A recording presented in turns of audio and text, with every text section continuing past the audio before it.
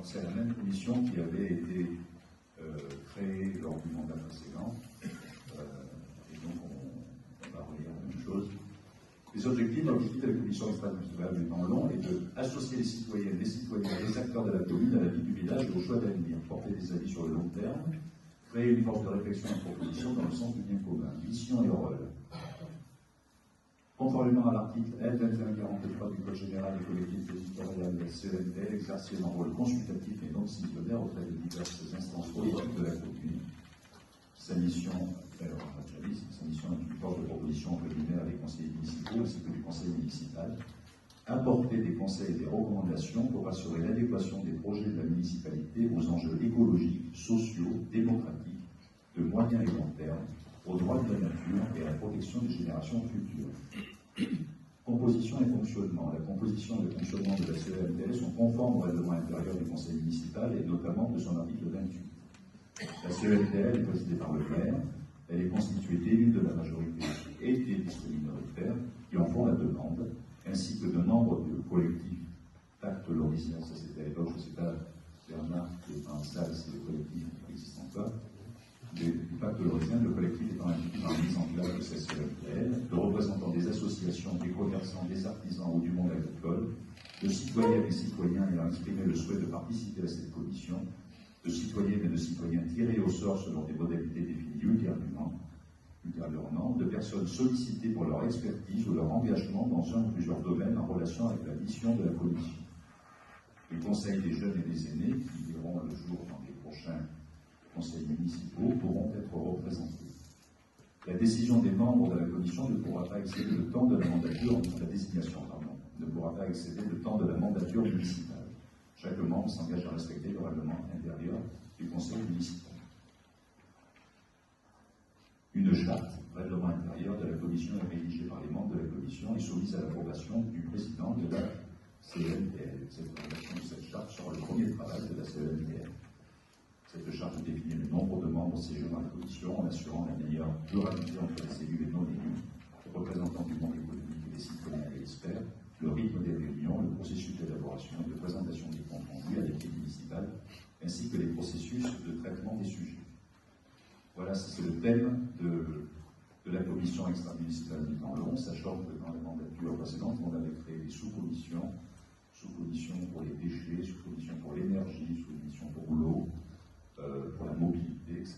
Donc, on fera des appels à candidature, parce que c'est une commission extra-municipale, et par définition, c'est pour que les citoyens viennent travailler sur ces décisions, sur l'avenir de l'Oris à long terme. C'est la commission extra-municipale du temps long. Donc, il est demandé au conseil municipal de voter pour la création de cette commission extra-municipale du temps long. Est-ce que quelqu'un est contre?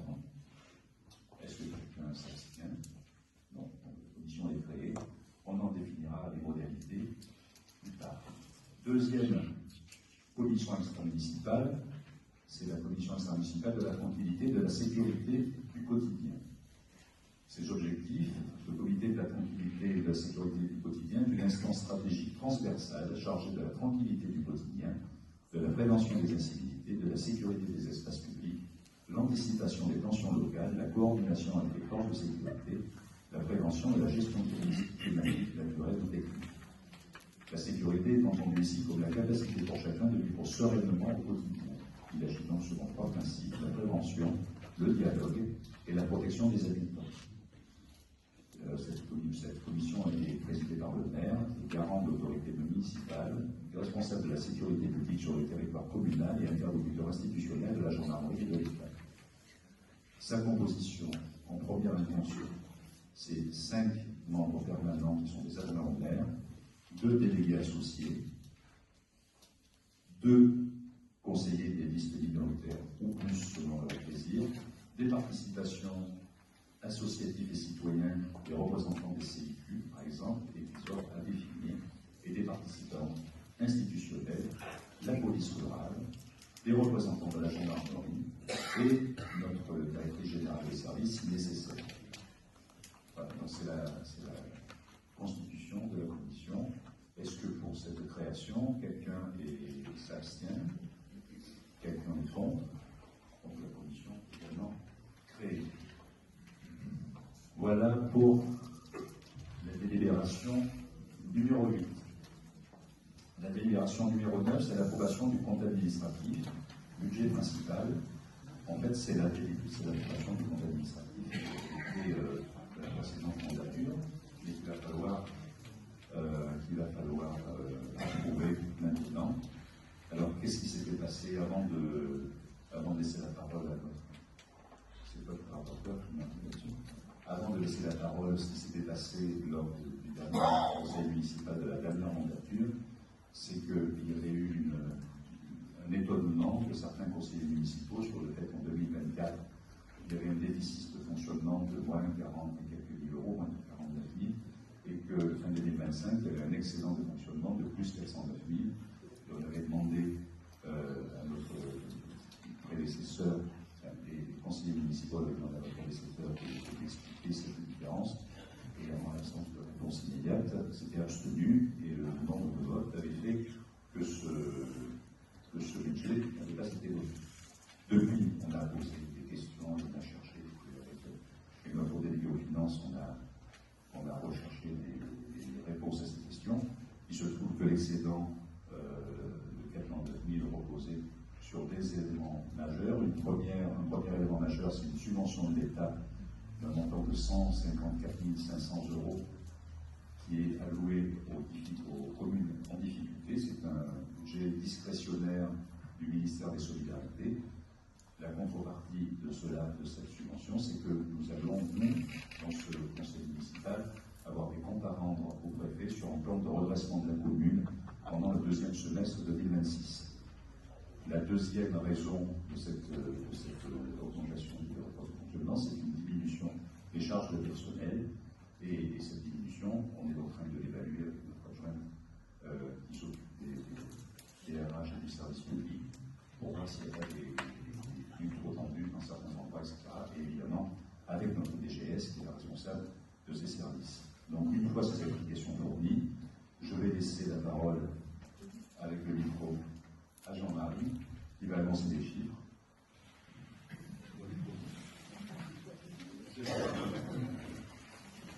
Il a tout dit, donc simplement ce qu'on peut rajouter, c'est que ce compte administratif est sincère. On ne peut pas reprocher aux chiffres d'avoir été trafiqués, c'est tout à fait normal.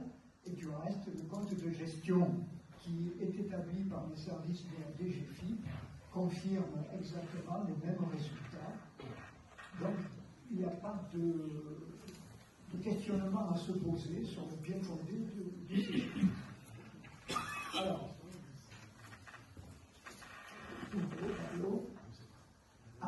il est important d'ailleurs de le voter parce que c'est le seul moyen que nous ayons à notre disposition pour faire passer les excédents très forts de l'année 2025 sur l'exercice 2026.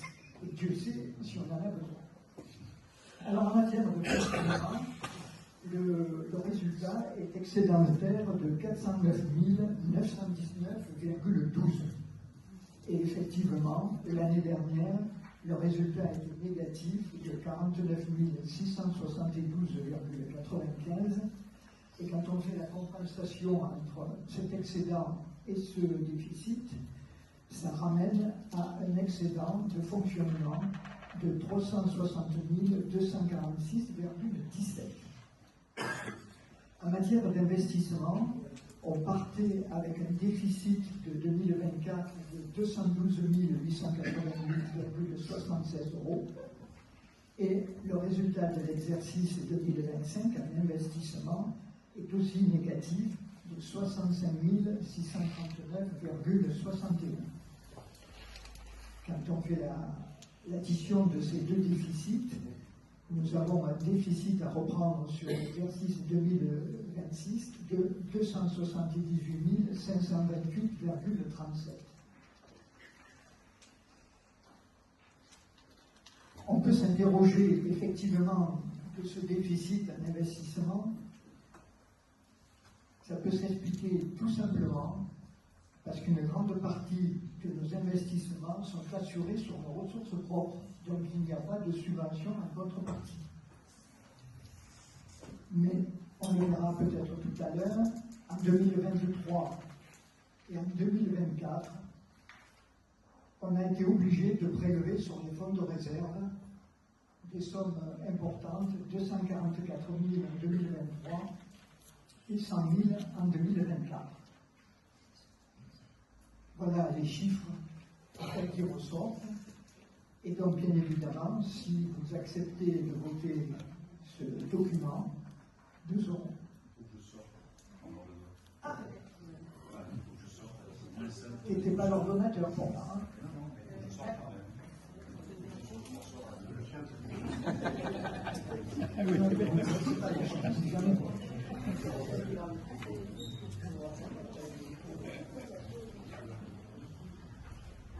Donc, nous allons procéder au vote, savoir qui s'abstient pour valider ce compte administratif 2025. 2 abstentions. Quelqu'un note 2 abstentions. Qui vote contre? Donc, il est approuvé. Merci. Je pense qu'on a aussi le compte de gestion dans la foulée à approuver. Donc, c'est exactement les mêmes chiffres, sauf qu'ils sont établis par le service de la DGFiP. Je profite de l'occasion pour vous dire qu'en 2027, il n'y aura plus ces 2 documents différents, il n'y en aura plus qu'un seul, le compte financier unique, ce qui simplifiera un peu les choses, j'espère, du moins, parce que l'administration ne nous habitue pas toujours aux simplifications, mais ça sera la nouveauté. Donc, sur ce compte de gestion, qui souhaite s'abstenir? Qui s'oppose? Donc il est approuvé à l'unanimité. Merci.